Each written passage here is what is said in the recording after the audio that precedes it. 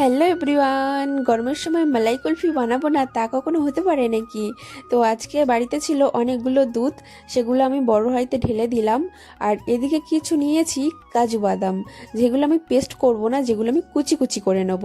আর নিয়েছি কিছু এলাচ, যেগুলো আমি থেতো করে নেব, একদমই গুঁড়ো করব না। আর এদিকে আমার দুধ একটু ফুটে ফুটে একটু ঘন হয়ে গেছে, তার মধ্যে আমি দিয়ে দিলাম গুঁড়ো দুধ। গুঁড়ো দুধ দিলে কিন্তু আলাদাই একটা টেস্ট আসে। আর তারপরে এদিকে আমি দিয়ে দিচ্ছি পরিমাণ মতো চিনি, যেটা না দিলে একদমই অসম্পূর্ণ থেকে যাবে। আর এটা এটা কিন্তু আমি সম্পূর্ণ উনুনেই বানাচ্ছি, উনুনে করলে আলাদা একটা অন্যরকম টেস্ট আসে। আর তারপরে দিয়ে দিলাম থেতো করা এলাচ, কুচি করা কাজু বাদাম। আর দেখো ঘন হয়ে গেছে, এরকম একটা ঠিক হবে, হলেই কিন্তু আমাদের মালাই একদম রেডি হয়ে যাবে। আর আমি প্লাস্টিকের গ্লাসে ঢেলেছি, আমাদের আইসক্রিম বার নেই, তোমরা আইসক্রিম বারেও চাইলে করতে পারো।